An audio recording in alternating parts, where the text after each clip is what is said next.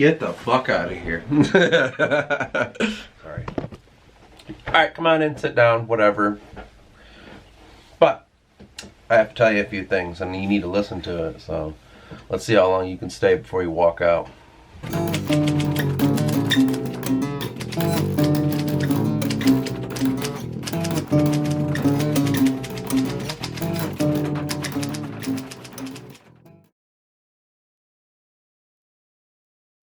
For the Romantics, the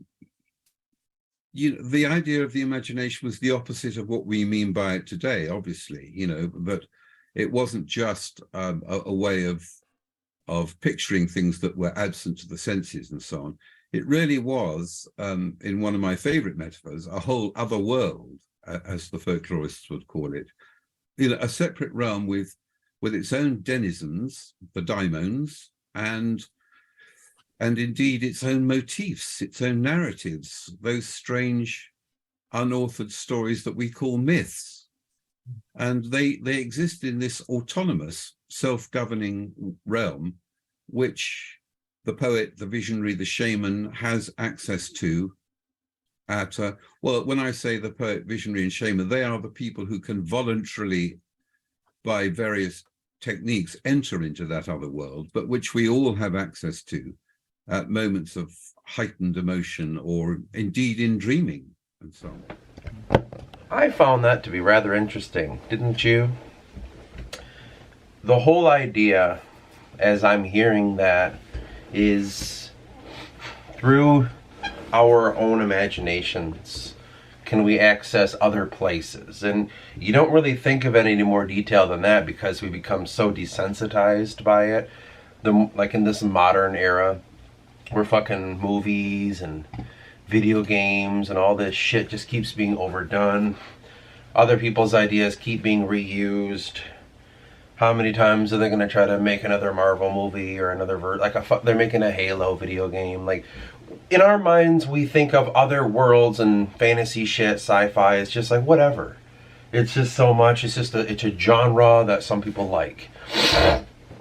I don't think we grasp the idea of these are places that can exist within our own minds.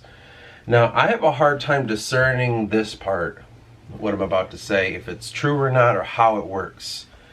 I don't necessarily think each realm that we make up, like the realm of the Halo games or the realm of Lord of the Rings or Star Wars or some shit, I don't know if those all necessarily exist after creation. I wonder if those are just different people's concepts of different places, only with what they can understand from the community that they created it with. Doesn't necessarily mean like, okay, like Halo exists way over here. Maybe it does, or maybe it's more like it exists within these group of minds that when they dip their toe into the other realm to discover this, in some sense, which we consider imagination, maybe they pulled from it the only thing they could pull from it is with what they could understand, meaning that world is only their interpretation of what may lie beyond it in some sense. I think that's kind of the job. And when thinking like that, when going into those mind kind of concepts, for me, the more I kind of try to take seriously dipping into the other, accessing the imagination. Because what I've noticed about doing, like for me, writing this book, creating this world, putting it down on this typewriter, when these characters are speaking and acting, sometimes you can capture them really well and sometimes you can't. But I feel like that's really happening and you're watching it happen. But as you're watching it happen, you're only discerning it through your own senses that you have. For the reasoning of like, again, like I said, when you walk into the other realm, you use a vessel so that you are safe in that realm when you tread through it. I've used the example of the AI coming into our world. I've used the example many times. The past 2 videos, right? When I access this other place, it is my job to make sure that the vessel that I use to go in there has as much of the senses of that other place as I possibly can. Because the issue is, when I myself, with living in this fucking earth for 32 years, or however old I am, or 32, I think, that many years of like understanding this world, you can't take that and it works exactly when you go to this other realm. It doesn't. It can work pretty decently for you think, but you don't really realize what may lie underneath that. Something that we would consider in the book the darkness that hides in the other realm. The whisper, the promise, the fear. That lies underneath it, and it can be this trepidatious thing where it can enhance or it can take away from your experience. So you kind of have to make sure as you transition in that you are using the vessel that has already been there before, so it can have those senses. It's like an out-of-body experience. You come from yourself and you go into this being here, and its senses will guide you. Okay.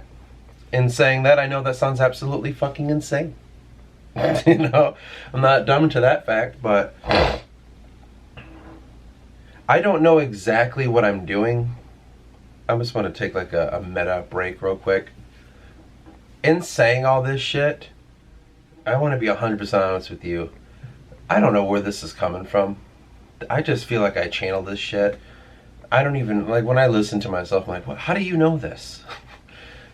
I just want to say that. I don't know what's happening, but sometimes I feel this shit coming to me, and I'm just like, I'll just say what I feel coming, and we'll damn the consequences, and we'll deal with it later.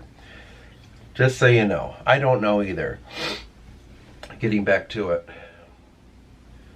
So, I find that as we look to transition back and forth, we just need the vessel, is what I'm trying to say. It seems to be like the vehicle, just the thing that can take us there safely, and once arriving, we can use as a sort of sensing device that we hide within that can look out from the world. And as it comes through the filter of this vessel, whether that be a being or whether that be some other strange phenomena, once it comes to you, it's filtered properly. It's like the lenses of your eye, you know what I mean? There's shit happening out here, it gets into our eye. By the time it gets back here and goes to our brain, we've had to kind of interpret all that shit, and based on where we sit, that's where we place the shit around us. Like, well, clearly this would be a hard object here, and clearly this is a typewriter, and that's a camera. Like, my brain's doing all this shit, so I'm not sitting here like freaking the fuck out because I don't know where I am or what's happening. I don't know whether that means it's really true or not. It's hard to say. It's really hard to say if what we're doing right now isn't some sort of transcendence from another place. Like, what if birth was just you transcending into this place, and this is the vessel? This fucking body that you're inhabiting is your vessel that's moving you through this world, and this body has this interpretation of what things are, what they should be, because it was designed and created by some sort of higher being to be this vehicle for you, and then you just pass into it, and you're in this place for some form. Now, that idea is an older idea. You know, a lot of people say, like, this place is just this, it's a test, and then when we pass it, we go to the next place, or whatever your religious beliefs are. I can see how that would work hand in hand with what I'm talking about. Why wouldn't it work going forward? If we die and this body just stays here, who's to say that then we understand that there is a consciousness and a soul? Then who's to say there isn't some other place that it transcends to? And who's to say that we can't transcend it within this life without dying? Because I don't know if you've ever meditated in your life or anything like that, but there is so much bliss within there. There is a door opening that if you're keen enough, you can kind of take note on what's through that door a little bit, like I'm trying to do with my book, and just unravel slight little things, and it's like it's a whole other place. So I go back to the idea of imagination, and that being this gateway to the other worlds. Our minds are designed to understand this place, but why would they be designed in such a way where we can just sit here and make shit up? And we call them myths, and we call them stories, and we call them fantasy and sci-fi. Why would we be able to just do that? Like, that's just because that's God made that for us to entertain each other. Like, I don't know. There's something more to it. There's more to the idea of why we can unlock things that don't truly exist. I go to this one a hell of a lot. I'll go to it again. This one came to me in a fucking vision, man. So this diagram that I made here, okay? I've said this so many times, but it begins here with manifestation and unmanifestation, the positive and the negative. They're infused together, just like magnetism, right? So within this circle, this is some sort of consciousness. Here's the past, here's the future. The chains of time are always moving. That keeps this machine moving, this little guy in here. Once you pass into the blend here between dream and reality, you can go through the God frequency. From that point, right here, what did I call that little point there? The choice. Okay. I call it the choice, and remember when I said the last video, the strings of astral that will lead you to the other realm? This seems to be how it works, at least in my understanding, at least the way I've been interpreting it, that we can pass into what we consider dreams.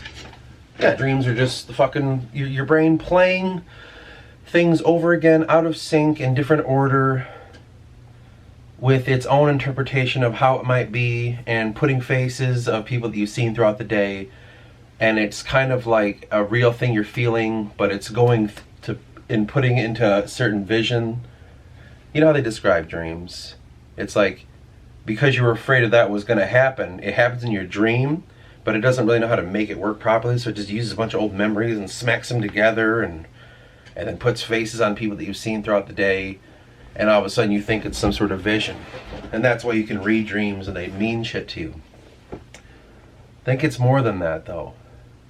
That place that which you can explore, you can sit and watch the dream like a movie, like, yeah, just a fucking dream, and I probably should stop worrying so much because I'm having a dream my teeth are falling out. You can do that, but you can interact with it too. You can move within it. You can gain knowledge from it. I don't know how many times I would wake up after a dream and have to write stuff down because there was some sort of knowledge that was passed on to me. That place is its own realm. Why do we go there?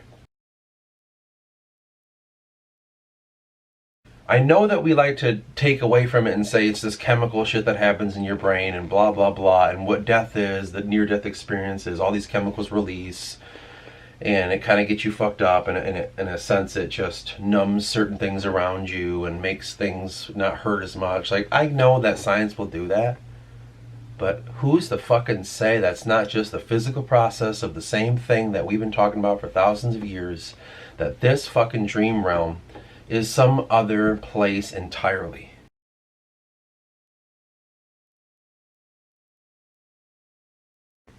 And that we can't exactly put a lot of structure into. And when you walk into that place, it is almost, I wouldn't call it empty, but we'll use the word right now. It's almost an empty place. And you're making shape with it because of you entering into it. All this shit that happened to you, that matters to you, that's on your mind, you're just placing things. Your brain's like, oh yeah, well, this is what we all know. We're going to put it all here and we're going to build it up, and there's like a story that you have to be a part of. That is just your own personal experience walking into that dream.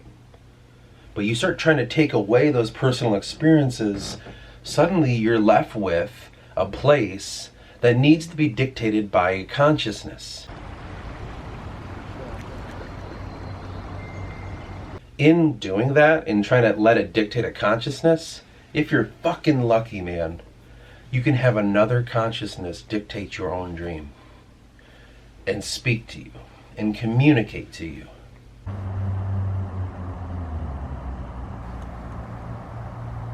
And those are those dreams that have this huge weight of meaning. The ones that you're like, I don't know if that was a dream, man. That felt like something was trying to talk to me in that one, or whatever. I told you my dream that I had. It's called Dreams, one of my video, that I had about that deer shapeshifter that was trying to test me. That did not just feel like a fucking dream. I've had countless ones like that before, where I felt like there was something trying to say something to me. A sort of a mirrored image from reality of walking into this other place, which happens to be this forest, and exploring this forest and coming to this deer, this collection of doe that represents this idea of the very same thing as that dream as when I entered this other place and I was confronted with this being that tested me. I found it very same, one and the other. I connect those communication, like with these other beings or whatever, I connect them to the servants of higher beings. There are higher beings within other realms, and this astral realm is almost like a crossroads before the great opening of the fractal nature. Again, it's circle getting from small bigger to small again, right? It's fractal. It just repeats. It's got a process. These are the realms that exist. The astral's just kind of like, as you can see, astral strings, and then it's like right here. This is the astral realm. It's just the crossroads before the great beyond. I believe that certain beings have sent, they come and speak to you through that, kind of like prophets would. Because that echoes the same kind of thing that happens in our realm in real life, where like a prophet will be born and he can hear God's voice and he's telling us that God wants us to do this, this, and that thing. And this prophet does this and he wants to tell us that, you know, all that shit. Read the Bible, read the fucking any story of that nature. They're all trying to do something. And it acts the same as the previous and the next. It's the same thing. So what lies within the circle lies without it. And if you can identify it here on this earth, then you can identify it there in the after. It's just about the vessel that you need to use in order to grasp that properly. I don't know, man, I'm channeling this shit from somewhere else, so I really wish I could give you like, here's how you do that shit, by the way. I'm not really sure. Like, the idea is you need to access, according to this video, it's kind of helping me find terms that I can use to aid. In order to really understand this, it's an access of your imagination and being hyper aware and super keen to everything that's coming to you. All the things you are making up, all the things that you think you're making up. You're passing it from the unmanifested into the manifested. You're just pulling things from another. That's why sometimes certain songs feel divine by certain artists, and they talk about like, yeah, that song just came out of nowhere. Just kind of. If you listen to a lot of work of Brian Wilson, and how he says like the music is God, it comes from God, which was also echoed by Ravi Shankar, the Indian sitar player. They believe in a sense of this is a godly thing from another world, and we're just pulling from it and bringing it here. If you're aware enough, if you heighten your skills enough, and you listen hard enough, the music comes to you. I've experienced it myself. Some, like, the songs on this channel here, none of them I was like, yes, we shall make the song like this. It just fucking happened. You know, that's not something that you can just create here. And so the point of that part, this part I'm trying to say is, accessing this imagination is the way to unraveling it and to finding the fucking door. Because the more I've been working on all this shit with the book, with the music, with philosophy, and with my trying to just do these videos, the more I'm realizing there's a fucking door. There's always a fucking door. And doors are doors, man. Like, they don't just like, yeah, that's just the design thing. It's like a video game. Doors don't work in certain areas. No. This is a door that's real. That means it can open and shut. That means it takes you from one place to the next. That means that door is the transition period.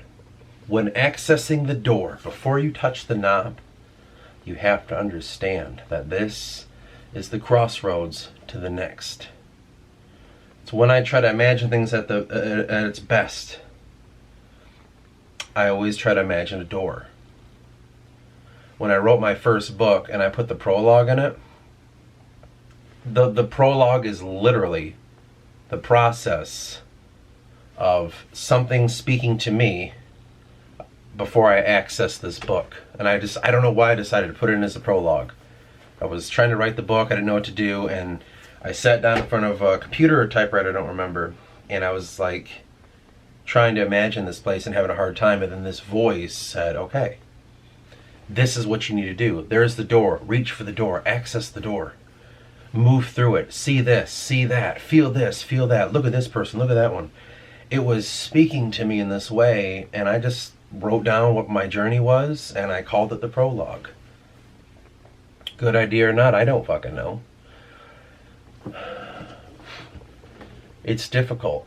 And so for me, that's the best way to access this other place that exists. Like imagination and all of this otherworldliness that exists beyond are these kind of figments and these places that can be opened in a sense of your own divine understanding through which you have gathered in the realm of the physical world, which is where we are. From that point, you're able to take said knowledge into the other realm to be absorbed and to bring back from.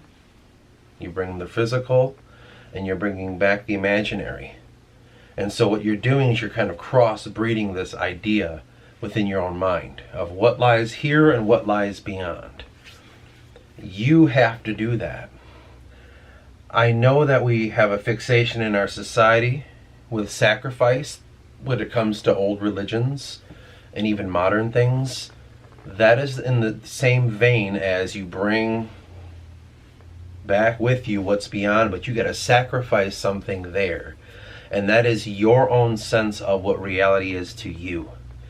When you do that, you're leaving there the traces that become, in my case, the book that I'm writing. Every time I walk into this other place, I'm bringing back from it what lies beyond, but I'm placing in it what I have here. In a sense, it's not quite a soul capture, it's more of a capture of an essence that is your experience. My experience I'm placing within here, and I'm bringing back knowledge. I'm writing it down, and this place happens to be an imaginary world that I'm creating. In that imaginary world that I'm creating, I'm birthing, in a sense, another world entirely. Now this other world isn't the actual other world. This is blowing my mind that I'm hearing this. This is the vessel. We talk about transcendence into the other world, and you need a vessel to go there to interpret it properly. That's what this is. A book that someone created with the express purpose of trying to make it be a transcendence, taking into the other, leaving there what they have, and bringing out the knowledge. If you're doing that on purpose inside of a novel, a song, or any other fucking thing, it's from that point that you create the vessel so that others may use this story, this book, this song, this artwork, whatever the fuck it is, and allow them to transcend into the other world for that short period of time through what your vessel may be. That process is why there are certain works of art on purpose, because sometimes artists do this on purpose and sometimes they do it on accident, that become doorways into another. And in that is why we understand imagination is the accessing door to this other world, because you look at a painting and it makes you want to paint, or it makes you just appreciate the painting, and you use your imagination to imagine what might be in there, you know, like whatever the image is. Pretend it's my mat back here. You want to look closely at it, like, oh, I wonder if these kind of people live here, or I wonder if those. You're accessing, you're using your imagination, you're transcending. When you're reading the story and you're placing yourself in the character, you just fucking went into the other world through another vessel, one that was made by another person. It all works very much the same in that way. For me, Again, that's what I'm trying to do. That doesn't mean I'm going to do it. I'm trying to make this indeed a fucking possibility. But I may fail. Whew. That's crazy, man. I didn't know that. Okay. That's what makes me just like, fucking, just like, what the hell? Like, I don't even like know what's happening when I say these things. I hear myself saying them like, holy fuck, what? No way. I never knew that. It's because I'm accessing in real time to show you as a fucking example how you can just take this shit, bring it back and say things, and doesn't mean you'll capture it properly every time. Doesn't mean you're looking at it the right way. You might be looking at it a little bit wrong. Like, this angle, this is what I'm seeing, but like, nope, step back a little bit. And you're like, oh, it's bigger. It might be something of that nature, so you're bringing only small glimpses, but any fucking glimpse of the other, any glimpse, is a worthwhile experience. I think the biggest problem with our society is we get so caught up in the here, the now, the money, the greed, the wealth, the status, and all that fucking shit. We get caught up in that. And we think this is all that matters. My body needs to look good. I need to have a good looking body. I need to eat healthy all the time. I need to make sure I have this place. I need to make sure I have that kind of job. I need to make sure I'm driving this type of car, and I'm on social media, and I'm saying these things, and I care about these things. I need to make sure everyone sees that I care about these things so they know that I'm a good person. That's what our world's turning into, and it's like we're so caught up in the phoniness, we don't really realize this is just, like, what are you doing? That's worshiping at the shrine of man. I always consider it that way. Like, your God is yourself at that point. Don't you see that you're trying, like, there's something trying to cut you off from what we consider God frequency? Can't you see that? Like, that's what's happening. You know, like, it makes me angry that people can't see that, but I can understand why they can't. They've never been trained to. But then again, neither have I. It's not hard. Just...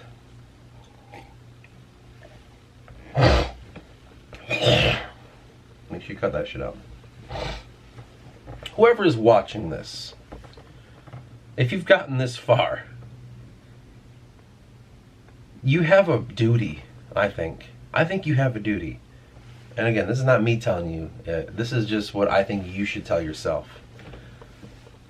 If you feel a certain way when you look around the world, and you might, if you fucking listen to someone like me long enough, you might also kind of agree on certain things with me. For good or for bad, I don't know. And you might see certain things in this world that doesn't make sense to you. Or they're jarring you, or they confuse you, or they make you angry, or you're just upset at people, or you just feel like people are so limited, or people are stupid, or whatever it is, some sort of negative connotation to the outside of you in this physical realm. My biggest fucking advice to that is to search within. If all you do when you see without is everything that you're not, and it makes you feel lonely and isolated, and it makes you feel like an alien, or it makes you feel depressed, or angry, or sad because of everything outside of you, the best thing you can do is go within. Because in that process of going within, when you access that imagination in tandem with understanding your own emotions, and you can transcend that stuff and come back to this place after that, you can begin to see that, yeah, this stuff out here may be fucked and stupid, and it may upset you from time to time, but it isn't you. And that's the whole point of it. All it does is it wants to bring you into the fold, to be this little cattle, this little sheep, to be absorbed. Whoever they are, you know, we always say they, the Illuminati, the fucking, the nihilists, the fucking Jews, whatever, like, whatever the big bad guy is, the devil. We want to say they're always trying to absorb us all into this one same thing to harvest. But it doesn't have to be the case for you. You can realize you're on your own realm, your own spectrum. A place that puts you on the cloud, the floating city, that is the next place, that allows you to navigate through this, so that when you pass away from this realm, whenever your time may come, I don't want to say people get damned for falling into the trappings of this world. I don't want to say that. I don't want to believe that. But you can give yourself a better way out. And that's just the best advice I could give at this point. Just always make sure that you're aware of who you are and what you're doing. And in that, it gives you just a better understanding of how you can navigate through this, so you don't fall into the trappings of someone else's world. Because isn't that just the craziest fucking thing? Just look around you and look what people want you to think and feel. They want you to... Depends on what you're watching. Really does. It could be a race thing, like, okay, make sure we hate whites. Or it could be the other side, make sure we hate blacks. Could be a religious thing, make sure we hate religion. Vice versa, hate science. Whatever other fucking things out there. Gender, fucking sexual orientation, goddamn virtue signaling people and this, that. I don't know. But it's all designed. It feels so phony. And don't get caught in it, because it is phony. It's just to put you in that box, man. It's always been a box. You might be in it. I might be in one right now too. We don't know. But just being hyper aware of who you are and what you are can help bring about the finding of the walls. Oh shit, I'm trapped.